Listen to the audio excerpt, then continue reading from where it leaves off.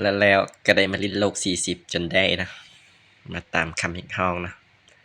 ก็จะมาเริ่มจากเลเวล1เลยเนาะจะพยายามอัพเวลให้ไวที่สุดเท่าที่จะไวได้เนาะอันนี้จะเป็น EP แรกของเราในโลก CS ไปละด้วยความไวมาปุ๊บนะโอ้ยคนออนไลน์น้อยเดียวเนาะถามซิ่งนะวันนี้ไม่ต้องตีมันหรอกพี่นี่เขาต้องการไปอัพเวลไวเนาะปุ๊บเข้ามาถามบางนี้อัพเวล3อัพใน1อัพเลือดไปก่อนให้มันได้150ไปเอาดาวกันปุ๊บกันไปมาในเมืองกันเนาะมาเอาเงินอยู่บนภูเขานี่ก่อน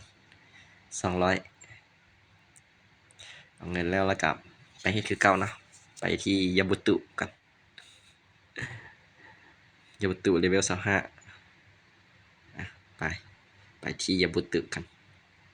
เป็นภารกิจหยิบดังกันเนาะเอาเลเวล9กันจะพยายามให้มันไวที่สุด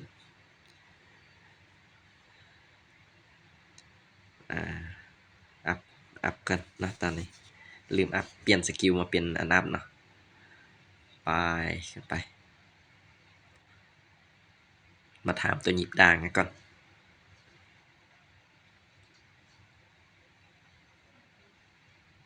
ตัวนี้นะตัวหยิบด่างโกโนโกะโอเคเรียบร้อยตามหยิบไป1อันจากหยิบด่างแล้วมันให้เอาปลาบุน่าจะเอาปลาดีกว่าปลานี่ได้ธงปลาธงหนึ่ง back office เอาธงปลานะมันหยิบมันให้ไปเก็บปลาให้มันตามจุดต่างๆจุดที่2มาเอาจุดที่3ก่อนเรียบร้อยยังอีก2ธงนะธงปลาเราก็จะมาจุดนี้นะจับเอาแล้วก็เอาจุดนี้ครบเนาะกลับขึ้นไปทำเอา EXP เอาเลเวล9ก่อนค่อนข้างจะไกลเลยทำได้พี่ไกลให้ก็ได้เนาะจะปุตตุ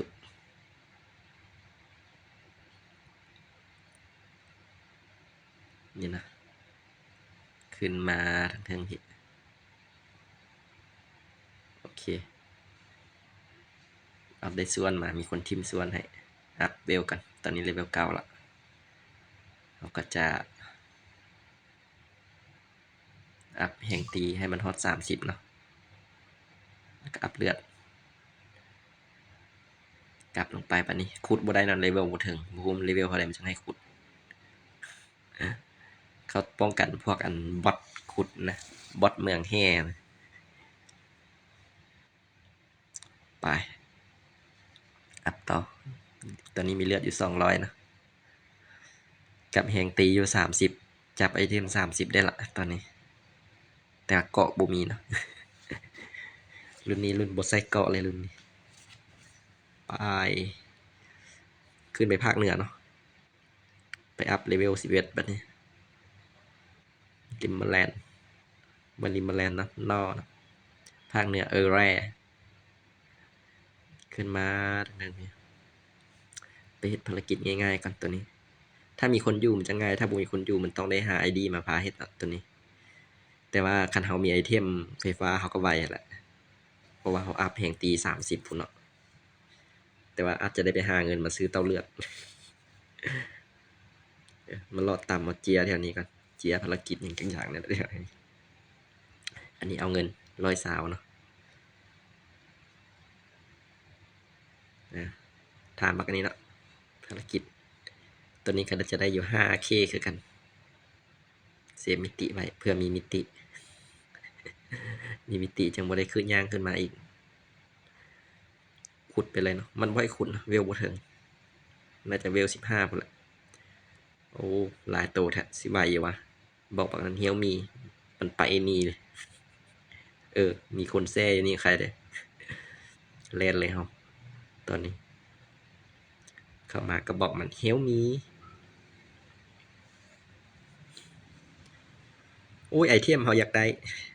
แต่มันบ่ให้มันบ่กีดมันก็บ่สนละไปอย่างเดียวหมอนี่เออว่ะมันซิ่งแบบบ่บอกเขาเลยอ่ะใช้สู่อัดถากันอยู่หั่นละเวล42พุ่นน่ะเขาก็มาถามบ่แม่นมาถามเนาะมาเอาคอนเอ้ยบ่แม่นถามลง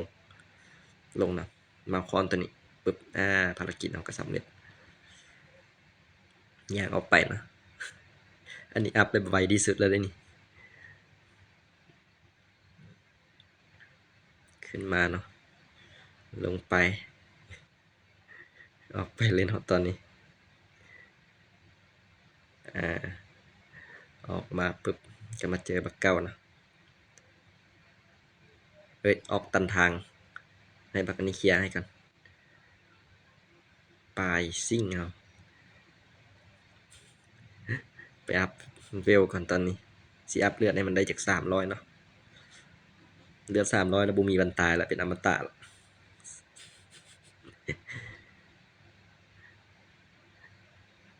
โอเค